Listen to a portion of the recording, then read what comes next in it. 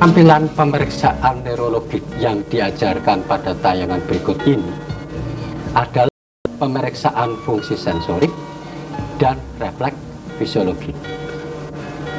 Adapun tujuan instruksional umum pembelajaran ini adalah mahasiswa mampu mempersiapkan alat dan pasien untuk pemeriksaan fungsi sensorik dan refleks fisiologik yang meliputi pemeriksaan sensorik, sensasi taktil, nyeri superficial dan nyeri dalam, suhu, gerak, dan sensasi posisi serta vibrasi. Sedangkan untuk pemeriksaan fisiologik ialah refleks biceps, refleks triceps, refleks brachioradialis, serta refleks patella dan Achilles. Mahasiswa mampu melakukan pemeriksaan dengan cara yang benar. Sedangkan tujuan perilaku khusus dapat diikuti pada tiap-tiap pemeriksaan. Sekarang kita bicarakan mengenai pemeriksaan fungsi sensorik. Untuk memahami dan mendukung keterampilan fungsi sensorik, perlu diketahui uraian sebagai berikut ini. Adanya gangguan pada otak, medula spinalis, dan saraf tepi dapat menimbulkan gangguan sensorik. Gangguan ini tidak tampak seperti halnya pada gangguan motorik maupun trofi otot. Gerakan sensorik dapat menimbulkan perasaan semutan atau baal yang disebut parestesia, kebas atau mati rasa, dan ada pula yang sangat sensitif, itu yang disebut hiperestesi atau hiperestesi. Pada gangguan sentralis di medula spinalis dapat terjadi fenomena disosiasi anestesi, di mana terjadi analgesia terhadap rangsang panas dan nyeri, sementara rangsang lainnya masih dapat dirasakan oleh penderita. Pada pasien-pasien neurotik seringkali dikeluhkan adanya perasaan tidak enak di seluruh permukaan tubuh, seperti misalnya terasa ada seperti hewan yang merayap di permukaan tubuhnya. Selanjutnya, di dalam pemeriksaan fungsi sensorik perlu diperhatikan hal-hal sebagai berikut. Kesadaran penderita harus penuh dan tajam dan tidak boleh dalam keadaan lelah. Hal-hal ini dapat mengganggu perhatian serta memperlambat waktu reaksi. Prosedur pemeriksaan harus benar-benar dimengerti oleh penderita dengan cara penderita diberitahu terlebih dulu cara dan tujuan pemeriksaan, sehingga dapat terjalin kerjasama yang harmonis antara penderita dan pemeriksa. Kadang-kadang terjadi adanya manifestasi objektif ketika dilakukan pemeriksaan anggota gerak atau bagian tubuh yang dirangsang. Misalnya, penderita menyeringai, mata berkedip-kedip, serta perubahan sikap tubuh penderita. Mungkin pula muncul dilatasi pupil, nadi yang lebih cepat dari semula, dan keluar banyak keringat. Ketajaman persepsi dan interpretasi rangsangan berbeda pada setiap individu, pada setiap bagian tubuh, dan pada individu yang sama, tetapi dalam situasi yang berlainan. Dengan demikian, dianjurkan untuk melakukan pemeriksaan ulangan pada hari berikutnya.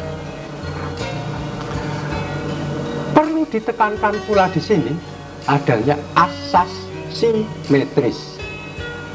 Asas simetris ialah pemeriksaan bagian kiri harus selalu dibandingkan dengan bagian kanan. Juga perlu dipahami asas ekstrim. Pemeriksaan dikerjakan dari ujung atas dan ujung bawah, masing-masing ke arah pusat. Ya. Hal ini untuk menjamin kecermatan pemeriksaan. Pemeriksaan fungsi sensorik harus dikerjakan dengan sabar, menggunakan alat-alat yang sesuai dengan tujuan tanpa menyakiti penderita. Selanjutnya, mari kita ikuti tiap-tiap peragaan pemeriksaan untuk fungsi sensorik seperti berikut ini.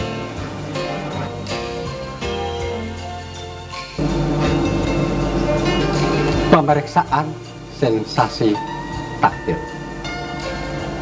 Tujuan perilaku khusus dari pemeriksaan sensasi taktil adalah sebagai berikut. Mahasiswa mampu mempersiapkan alat dan penderita untuk pemeriksaan. Mahasiswa mampu melaksanakan pemeriksaan dengan benar, meliputi mampu memilih alat pemeriksaan dengan tepat, mampu memberi rangsangan pada tempat yang benar secara ringan, mampu meminta pasien untuk menyatakan ya atau tidak pada setiap rangsangan, mampu meminta pasien untuk menyebutkan daerah yang dirangsang, mampu meminta pasien untuk menyebutkan 2 titik berbeda yang dirangsang. Untuk lebih jelasnya, mari kita ikuti peragaan pemeriksaan sensasi taktil berikut ini. Namun sebelumnya ada beberapa istilah sehubungan dengan kelainan sensasi taktil. Antara lain, kelainan sensasi taktil dikenal sebagai anestesia, hipestesia, dan hiperestesia. Akan tetapi, istilah tadi secara rancu juga digunakan untuk semua perubahan sensasi. Apabila sensasi raba ringan negatif disebut tekmanestesia. Kehilangan sensasi gerakan rambut disebut trikoanestesia. Kehilangan sensasi lokalisasi disebut topoanestesia. Adapun ketidakmampuan untuk mengenal angka atau huruf yang dituliskan pada kulit penderita itu disebut graf anestesia. Alat yang dipergunakan adalah kuas halus, kapas, bulu, tisu, atau bila terpaksa dengan ujung jari tangan. Posisi penderita dalam keadaan berbaring, mata tertutup atau secara pasif kedua mata ditutup secara ringan tanpa menekan bola mata. Bagian badan yang diperiksa harus bebas dari pakaian. Cara memberikan rangsangan. Stimulasi seringan mungkin. Jangan sampai memberikan tekanan terhadap jaringan subkutan. Tekanan dapat ditambah sedikit bila memeriksa telapak tangan dan telapak kaki yang kulitnya lebih tebal. Penderita diminta untuk mengatakan ya atau tidak apabila dia merasakan atau tidak merasakan adanya rangsangan, dan sekaligus juga diminta untuk menyatakan tempat atau bagian tubuh mana yang dirangsang.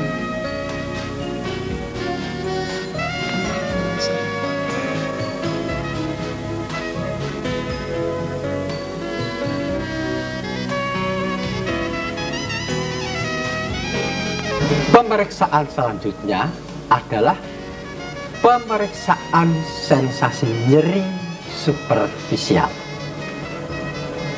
Tujuan perilaku khusus dari pemeriksaan ini adalah mampu mempersiapkan alat dan pasien untuk pemeriksaan sensasi nyeri superficial. Mampu melaksanakan pemeriksaan dengan baik, mampu menerangkan tujuan dari pemeriksaan, mampu memilih alat dengan benar, mampu meminta penderita untuk memejamkan mata, mampu mencoba menusukkan jarum terhadap dirinya sendiri, memberikan rangsangan dengan intensitas minimal tanpa melukai atau menyakiti penderita, melakukan rangsangan ujung tajam dan ujung tumpul secara bergantian, meminta penderita menyebutkan rangsangan apakah tajam atau tumpul. Beberapa istilah sehubungan dengan gangguan sensasi nyeri yang superficial adalah sebagai berikut. Analgesia atau alganestesia dipergunakan untuk menunjukkan daerah yang tidak sensitif terhadap rangsang nyeri. Hipoalgesia menunjukkan sensitivitas yang menurun. Hiperalgesia menunjukkan peningkatan sensitivitas. Selengkapnya kita ikuti pemeriksaan sensasi nyeri superficial ini sebagai berikut. Alat yang dipergunakan untuk pemeriksaan sensasi nyeri superficial ini ialah jarum yang terdapat pada pangkal palu refleks. Cara pemeriksaannya adalah sebagai berikut. Mata penderita dalam keadaan tertutup. Pemeriksa terlebih dulu mencoba jarum terhadap dirinya sendiri. Tekanan terhadap kulit penderita seminimal mungkin, jangan sampai menimbulkan luka. Jangan bertanya kepada penderita apakah merasakan atau mengatakan bahwa ini runcing. Rangsangan terhadap kulit dikerjakan dengan ujung jarum dan kepala jarum secara bergantian, dan penderita diminta menyatakan sensasi sesuai dengan pendapatnya. Penderita diminta untuk menyatakan bila ada perbedaan intensitas ketajaman rangsangan di daerah yang lain. Jika dicurigai ada daerah yang sensasinya menurun, Hendaknya rangsangan dimulai dari daerah tadi menuju ke arah normal. Jika dicurigai ada daerah yang sensasinya meninggi, hendaknya rangsangan dimulai dari daerah tadi menuju ke arah normal.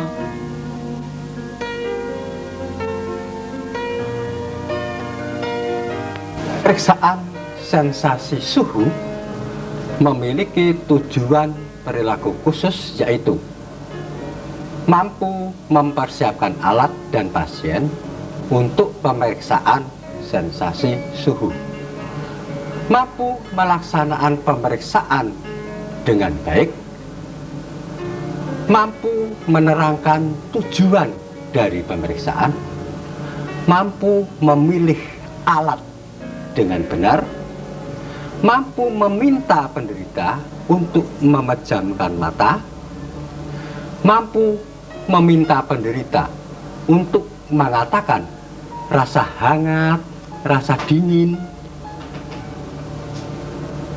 Dan ini adalah beberapa istilah sehubungan dengan sensasi suhu. Pemeriksaan sensibilitas suhu dikenal dengan term anestesia, term hipestesia, dan term hiperestesia, baik terhadap rangsang dingin maupun rangsang panas. Apabila penderita dirangsang dengan dingin dan dirangsang panas, keduanya dijawab dengan hangat atau panas, maka keadaan ini disebut isotermognosia. Alat yang diperlukan: tabung gelas yang diisi air dingin atau air panas.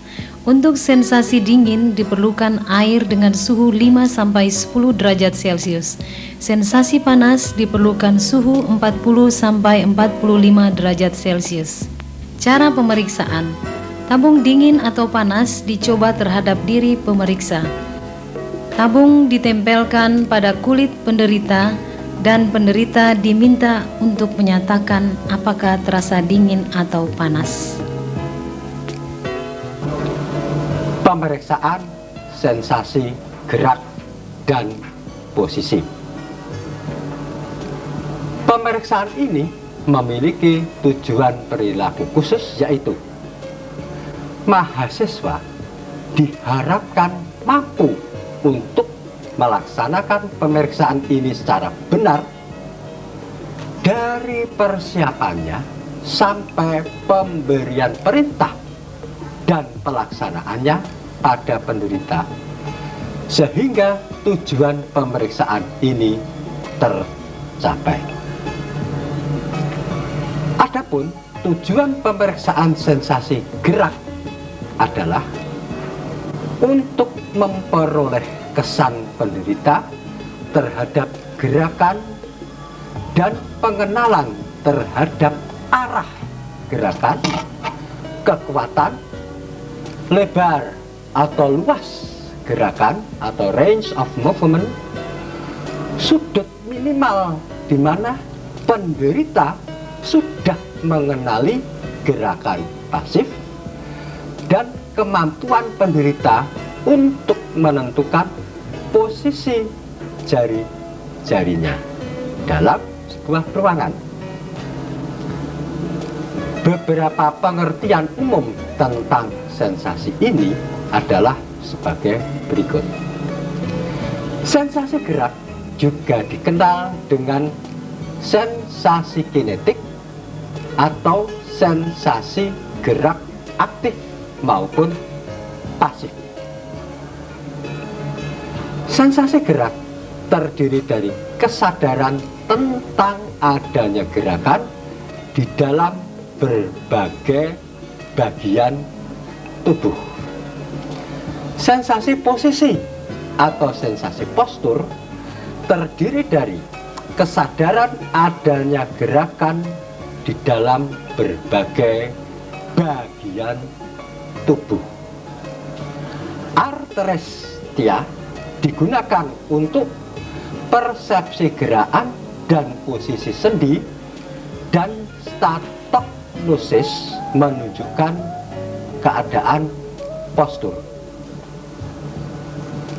Kemampuan pengenalan gerakan bergantung pada rangsangan yang muncul sebagai akibat dari gerakan sendi serta pemanjangan atau pemendekan otot.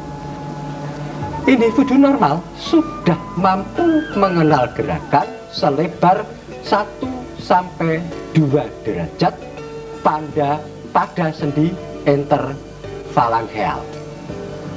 Selanjutnya, marilah kita ikuti peragaan pemeriksaan sensasi gerak dan posisi berikut ini. Cara pemeriksaan. Jari penderita harus dalam keadaan relaksasi dan digerakkan secara pasif dengan sentuhan seringan mungkin. Jari yang diperiksa harus dipisahkan dari jari-jari di sebelah kanan atau kirinya sehingga tidak bersentuhan. Penderita diminta untuk menyatakan adakah perubahan posisi atau gerakan pada jarinya.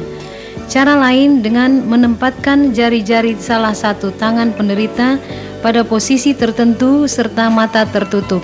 Kemudian penderita diminta untuk menjelaskan atau menirukan posisi tadi pada tangan yang satu. Sensasi getar atau vibrasi. Tujuan perilaku khusus pemeriksaan sensasi getar adalah mahasiswa mampu menggunakan garpu tala yang tepat, menggetarkannya dan menempelkannya pada tempat-tempat yang benar, dan mengungkap kemampuan penderita merasakan getaran garpu tala. Sensasi vibrasi disebut pula dengan palestesia atau palestesia, yang berarti kemampuan untuk mengenal atau merasakan adanya rasa getar ketika suatu garpu tala yang telah digetarkan diletakkan pada bagian tulang tertentu yang menonjol. Hasil yang normal bila penderita merasakan getaran maksimal, dan yang lebih penting adalah adanya kemampuan penderita untuk merasakan gerakan ketika garpu tala hampir berhenti bergetar. Hilangnya rasa getar disebut palanestesia. Selanjutnya kita ikuti peragaan sebagai berikut. Pemeriksaan sensasi vibrasi menggunakan garpu tala. Pukullah garpu tala pada benda padat, kemudian pangkalnya ditempelkan pada bagian tubuh tertentu. Misalnya ibu jari kaki,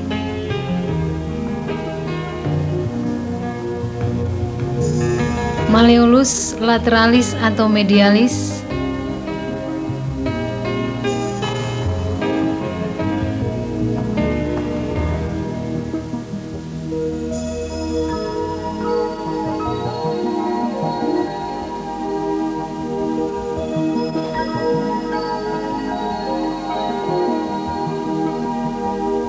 tibia,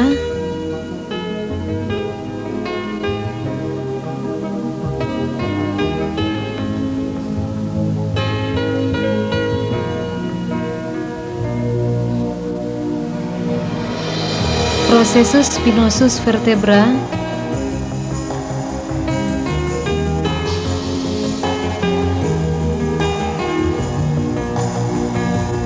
spina iliaca anterior superior,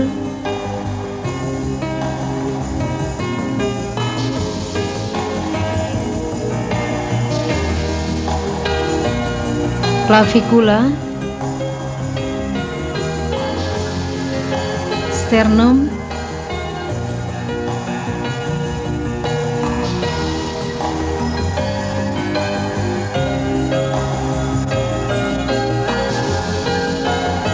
processus styloideus radius atau ulna,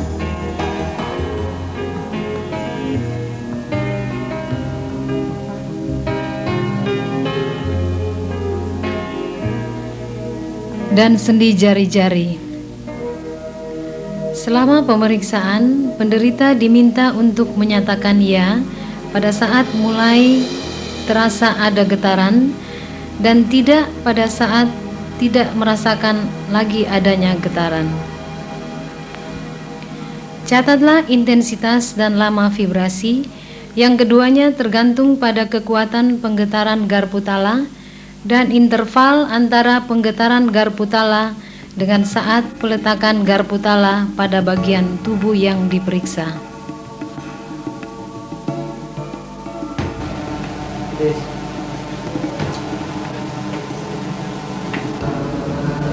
Pemeriksaan sensasi tekan.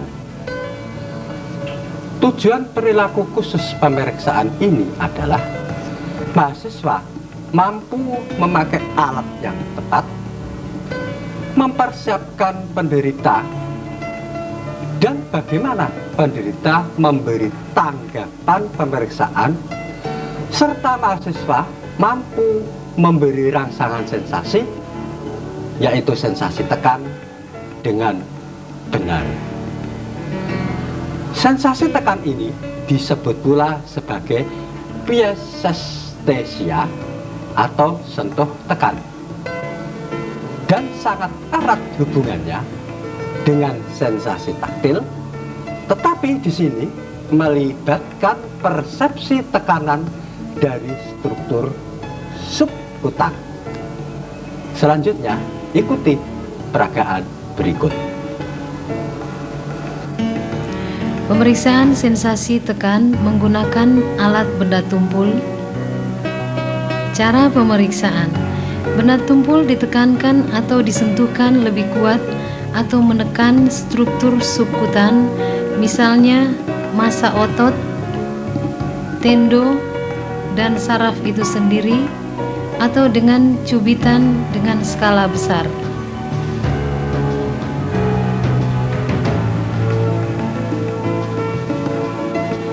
Untuk pemeriksaan sensasi nyeri dalam adalah tidak ada alat yang khusus, cukup menggunakan jari-jari tangan. Cara pemeriksaan: massa otot, tendo atau saraf yang dekat dengan permukaan ditekan dengan jari atau dengan cara mencubit.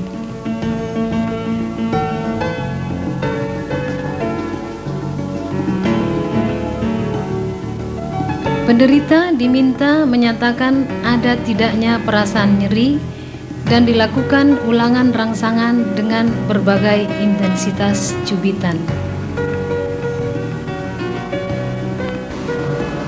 Setelah kita mengikuti rangkaian pemeriksaan sensasi, maka berikut ini kita akan ikuti rangkaian pemeriksaan refleks fisiologis. Pemeriksaan refleks fisiologis yaitu refleks yang seharusnya terdapat pada orang normal. Pemeriksaan refleks fisiologis ini memiliki tujuan instruksional umum, yaitu mampu menerangkan tujuan pemeriksaan, mampu melakukan pemeriksaan refleks fisiologis, yaitu refleks biceps, refleks triceps, refleks brachioradialis, refleks patella, serta refleks Achilles. Adapun tujuan perilaku khusus dapat kita simak bersama pada tiap tayangan berikut. Untuk dapat memahami dan mendukung cara pemeriksaan refleks fisiologis, saya berikan uraian sebagai berikut.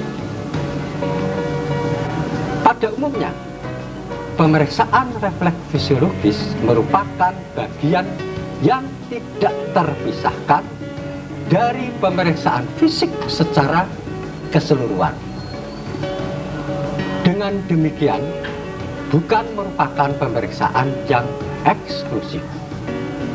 Namun demikian, pada kasus-kasus tertentu, pemeriksaan refleks fisiologis merupakan suatu pemeriksaan yang sangat penting, sehingga harus dikerjakan secermat-cermatnya.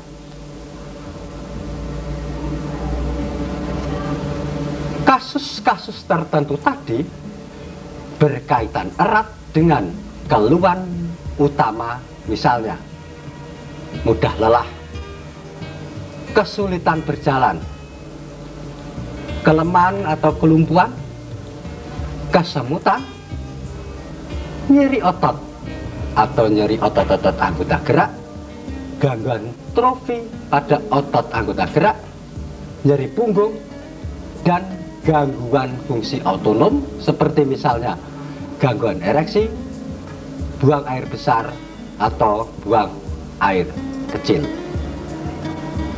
Yang dimaksud dengan refleks fisiologis adalah muscle stretch reflex yang muncul sebagai akibat rangsangan terhadap tendo atau periosteum, atau kadang-kadang terhadap tulang, sendi, fascia, atau aponeurosis.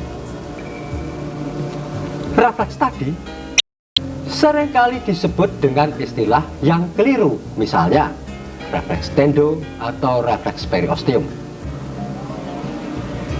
Yang menimbulkan gerakan refleks sebenarnya adalah muscle stretch. Sedang tendo itu sendiri hanya merupakan tempat di mana rangsangan mudah diberikan. Oleh karena rangsangan disalurkan melalui organ sensorik yang lebih dalam, misalnya gelondong neuromuskuler atau neuromuscular spindle, maka ada pula yang menyebutnya sebagai refleks proprioceptif. Dasar pemeriksaan refleks. Alat yang dipergunakan biasa disebut dengan refleks hammer atau hammer reflex, yang pada umumnya dibuat dari bahan karet, walaupun bahan lain dapat pula dipergunakan. Namun demikian, untuk mencapai hasil yang baik, bahan karet yang lunak lebih umum dipakai. Rasa nyeri pada pemeriksaan refleks memang harus dihindarkan, oleh karena hal tersebut akan mempengaruhi hasil pemeriksaan. Penderita harus dalam posisi yang seenak-enaknya dan santai. Bagian tubuh yang akan diperiksa harus dalam posisi sedemikian rupa sehingga gerakan otot yang nantinya akan terjadi dapat muncul secara optimal. Rangsangan harus diberikan dengan cepat dan langsung. Kerasnya pukulan harus dalam batas nilai ambang, tidak perlu terlalu keras, namun juga jangan terlalu lunak. Oleh karena sifat reaksi bergantung pada tonus otot, maka otot yang diperiksa harus dalam keadaan sedikit kontraksi. Apabila akan membandingkan refleks kiri dan kanan, maka posisi ekstremitas harus simetris. Penilaian hasil refleks.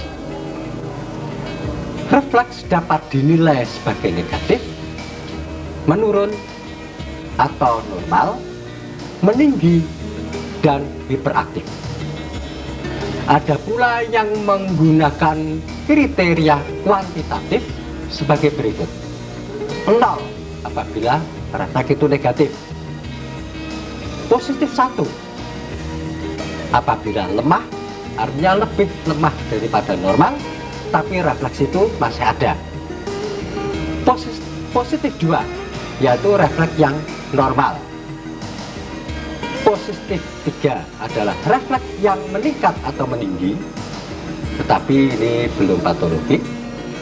Positif 4, yaitu hiperaktif atau hiperrefleksi, sering disertai klonus, sering merupakan indikator suatu penyakit.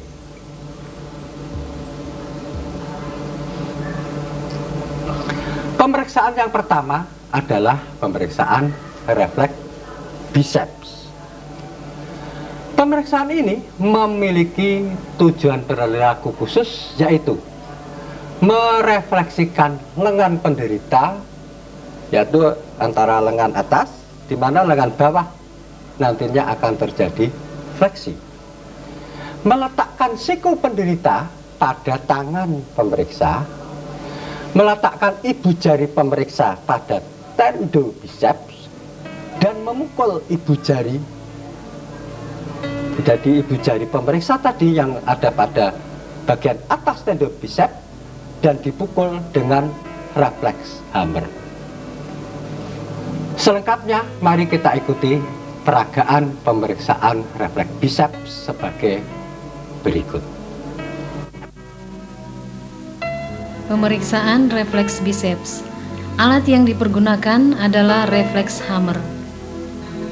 Cara pemeriksaan. Penderita diminta untuk duduk dengan santai.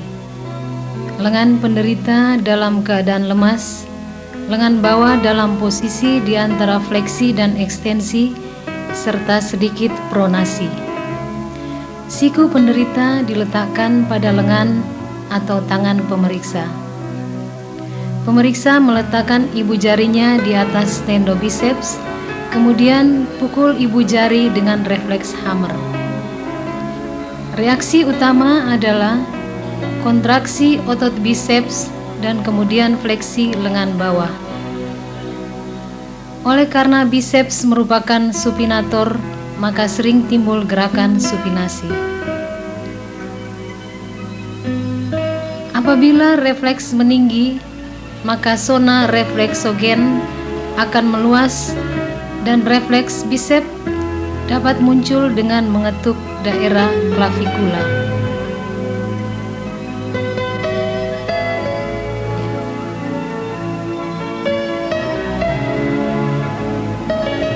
Untuk mendapatkan hasil yang optimal, perhatikanlah cara memegang dan mempergunakan refleks hammer.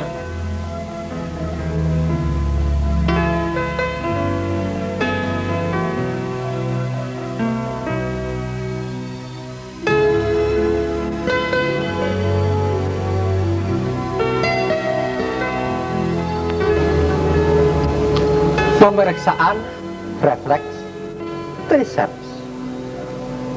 Pemeriksaan ini memiliki tujuan perilaku khusus, yaitu mampu melakukan pemeriksaan refleks triceps yang meliputi meminta pasien untuk duduk rileks atau berbaring rileks, meletakkan tangan penderita di atas lengan atau tangan pemeriksa, menempatkan lengan bawah penderita, meminta penderita untuk merelaksasikan lengan bawahnya, memukul tendon otot triceps.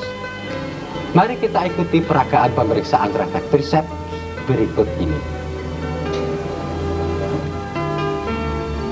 Pemeriksaan refleks triceps. Cara pemeriksaan. Penderita diminta untuk duduk santai. Lengan penderita diletakkan di atas lengan atau tangan pemeriksa. Posisi penderita sama dengan posisi pada pemeriksaan refleks biceps. Lengan penderita dalam keadaan lemas dan relaksasi sempurna. Pukullah tendo dengan refleks hammer di fossa oleh kranii.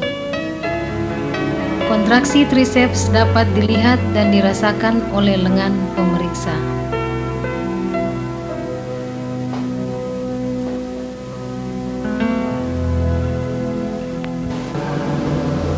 Pemeriksaan refleks radialis.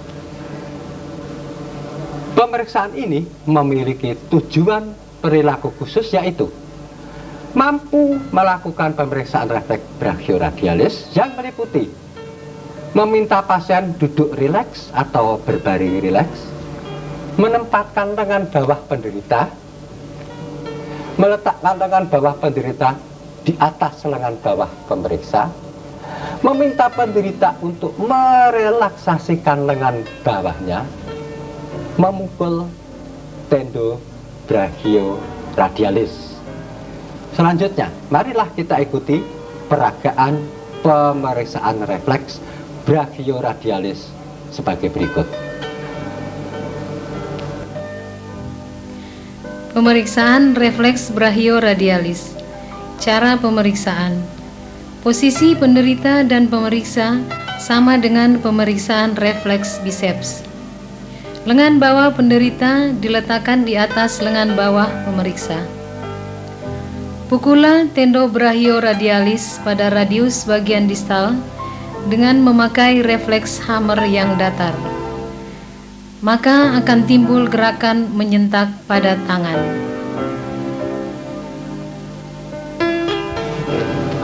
Pemeriksaan selanjutnya adalah pemeriksaan refleks patella atau refleks lutut yang memiliki tujuan perilaku khusus, yaitu mampu melakukan pemeriksaan refleks patella yang meliputi mampu meminta pasien untuk menjulurkan tungkainya, mampu memalpasi daerah kanan dan kiri tendo patella, mampu memegang paha bagian distal dengan satu tangan, mampu dengan tangan yang lainnya untuk memukul tendo patella dengan refleks hammer. Marilah kita ikuti peragaan pemeriksaan refleks patella sebagai berikut. Pemeriksaan refleks patella. Cara pemeriksaan. Penderita dalam posisi duduk dengan tungkai menjuntai. Daerah kanan dan kiri tendo patella terlebih dahulu diraba untuk menetapkan daerah yang tepat. Tangan pemeriksa yang satu memegang paha penderita bagian distal dan tangan yang lain memukul tendo patella tadi dengan refleks hammer secara tepat. Ayunan refleks hammer bertumpu pada persendian tangan. Tangan yang memegang paha tadi akan merasakan kontraksi otot quadriceps dan pemeriksa dapat melihat tungkai bawah yang bergerak secara menyentak untuk kemudian berayun sejenak. Apabila ada kesulitan dalam pemeriksaan, maka pakailah cara berikut atau reinforcement. Tangan penderita saling berpegangan. Kemudian penderita diminta untuk menarik kedua lengan. Pukullah tendo patella ketika penderita menarik tangan atau reinforcement. Apabila penderita tak mampu duduk, maka pemeriksaan refleks patella dapat dilakukan dengan posisi berbaring. Pemeriksaan refleks Achilles. Pemeriksaan ini memiliki tujuan khusus, yaitu mampu melakukan pemeriksaan refleks Achilles yang meliputi mampu meminta pasien untuk duduk dengan tungkai menjuntai atau berbaring ataupun bisa sambil berlutut, mampu meregangkan tendo Achilles dengan cara memegang ujung jari kaki pasien dengan lembut dan mampu memukul tendo Achilles dengan benar. Mari kita ikuti peragaan pemeriksaan refleks Achilles berikut ini. Pemeriksaan refleks Achilles. Cara pemeriksaan. Penderita dapat duduk dengan tungkai menjuntai, berbaring, atau dapat pula penderita berlutut, di mana sebagian tungkai bawah dan kakinya terjulur di luar meja pemeriksa. Pemeriksa sedikit meregangkan tendo Achilles dengan cara menahan ujung kaki ke arah dorsofleksi. tendon Achilles dipukul dengan ringan dan cepat, akan muncul gerakan fleksi yang menyentak. Bila perlu, dapat dikerjakan reinforcement sebagaimana dilakukan pada pemeriksaan refleks patella.